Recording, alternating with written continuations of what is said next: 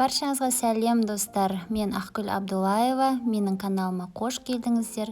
Бүгін сіздермен үй жағдайында өте дәмді стрипсы дайындайтын боламыз. Егер де қызық болса, видеоны соңына дейін көріңіздер. Ол үшін бізге әрине тауықтың төс еті қажет. Оны видеода көрсетілгендей ұзынша етіп тураймыз. Қатты қалың да қылмаймыз, қатты жұқа да қылмаймыз.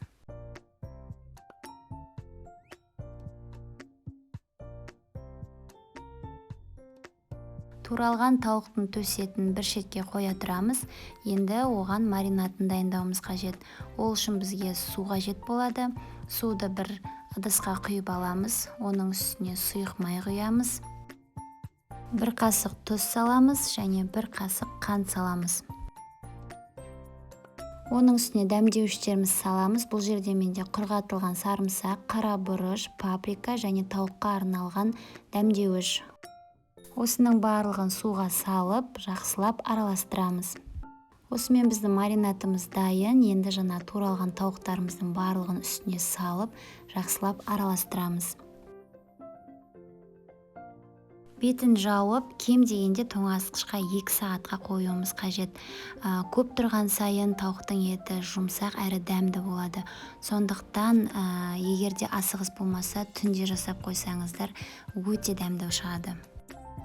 Стрипсиларымызды қуыру үшін бізге қантсыз кукурузный хлопья керек болады, ұн қажет болады және жұмыртқа қажет болады. Жұмыртқамыздың үстіне тұз себеміз, бұрыш сеуіп, жақсылап араластырып дайындап қоямыз. Ендігі кезекте хлопьямыз дайындап қоямыз. Ол үшін хлопьяны жақсылап езгілеуіміз қажет. Қажет десеңіз, блендермен де езіп алсаңыз болады. 2-3 сағат өткеннен кейін, яғни тауықтарымыз 2-3 сағат маринатталғаннан кейін қуыруға кірісеміз. Ол үшін алдымен тауықтарды жұмыртқаға ұнатамыз, одан кейін ұнға ұнатамыз, одан кейін қайтадан жұмыртқаға ұнатуымыз қажет. Ең соңында кукурузный хлопьяға аунатып, барлығын жақсылап дайындап, осылай тарелкеге тізіп шығамыз.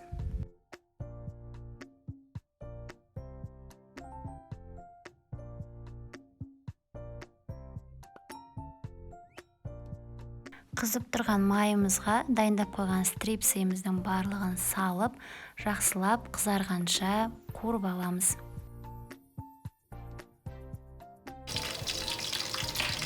Мінекей осылай әбден қызарып қуырылғаннан кейін майын жақсылап сорғытып, қағаз майлыққа орналастырамыз. Яғни қағаз бойындағы майдың барлығын сорып алу қажет. Мінекей достар, біздің үй жағдайындағы стрипсиларымыз дайын болды.